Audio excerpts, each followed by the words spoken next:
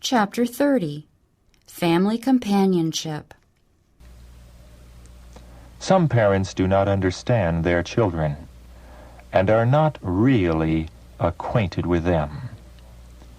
There is often a great distance between parents and children. If the parents would enter more fully into the feelings of their children and draw out what is in their hearts, it would have a beneficial influence upon them. The father and the mother should work together in full sympathy with each other. They should make themselves companions to their children. Parents should study the best and most successful manner of winning the love and confidence of their children, that they may lead them in the right path.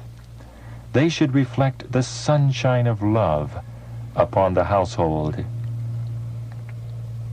Young children love companionship and can seldom enjoy themselves alone. They yearn for sympathy and tenderness. That which they enjoy, they think will please mother also, and it is natural for them to go to her with their little joys and sorrows.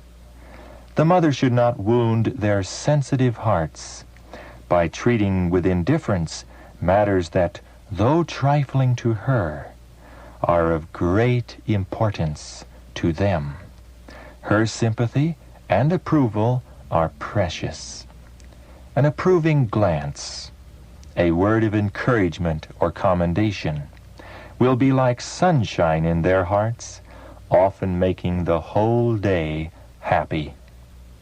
Parents should encourage their children to confide in them and unburden to them their heart griefs, their little daily annoyances and trials. Kindly instruct them and bind them to your hearts. It is a critical time for children. Influences will be thrown around them to wean them from you, which you must counteract. Teach them to make you their confidant. Let them whisper in your ear their trials and joys. Children would be saved from many evils if they would be more familiar with their parents. Parents should encourage in their children a disposition to be open and frank with them, to come to them with their difficulties, and when they are perplexed as to what course is right, to lay the matter just as they view it before the parents and ask their advice. Who are so well calculated to see and point out their dangers as godly parents? Who can understand the peculiar temperaments of their own children as well as they?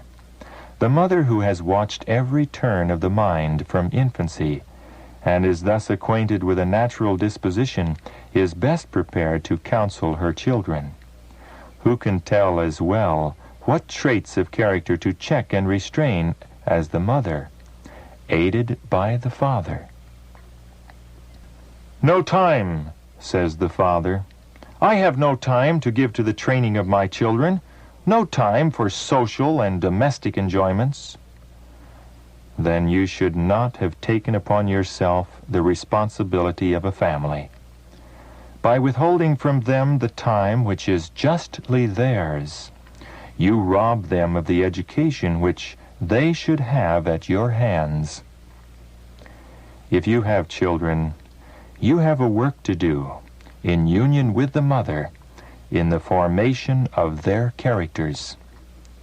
It is the cry of many mothers, "I have no time to be with my children." Then for Christ's sake, spend less time on your dress. Neglect, if you will, to adorn your apparel. Neglect to receive and make calls. Neglect to cook an endless variety of dishes, but never neglect your children. What is the chaff to the wheat?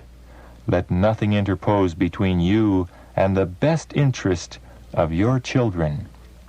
Burdened with many cares, Mothers sometimes feel that they cannot take time patiently to instruct their little ones and give them love and sympathy. But they should remember that if the children do not find in their parents and in their home that which will satisfy their desire for sympathy and companionship, they will look to other sources where both mind and character may be endangered. Give some of your leisure hours to your children. Associate with them in their work and in their sports, and win their confidence. Cultivate their friendship. Let parents devote the evenings to their families. Lay off care and perplexity with the labors of the day. Counsel to reserved, dictatorial parents.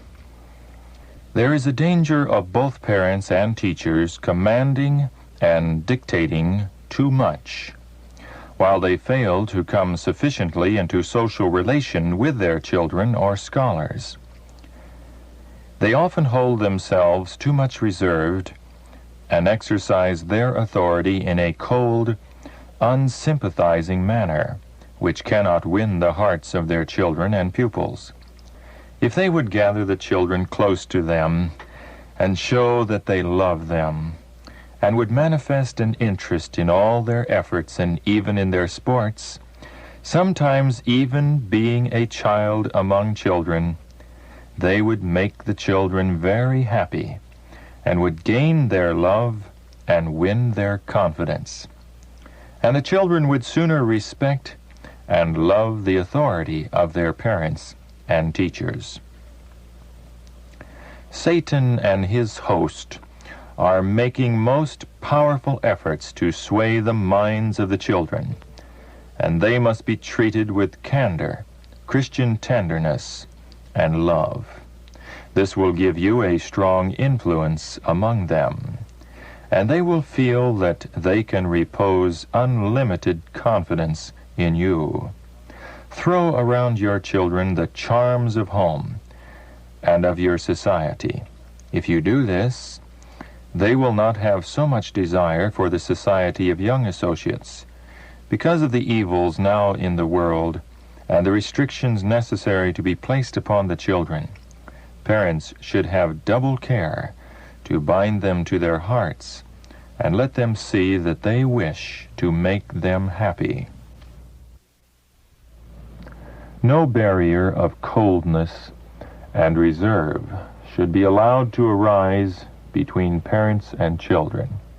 Let parents become acquainted with their children, seeking to understand their tastes and dispositions, entering into their feelings, and drawing out what is in their hearts. Parents, let your children see that you love them and will do all in your power to make them happy. If you do so, your necessary restrictions will have far greater weight in their young minds. Rule your children with tenderness and compassion, remembering that their angels do always behold the face of my Father which is in heaven. If you desire the angels to do for your children the work given them of God, cooperate with them by doing your part. Brought up under the wise and loving counsel of a true home, children will have no desire to wander away in search of pleasure and companionship.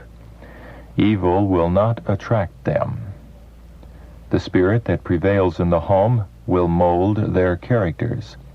They will form habits and principles that will be a strong defense against temptation when they shall leave the home shelter and take their place in the world.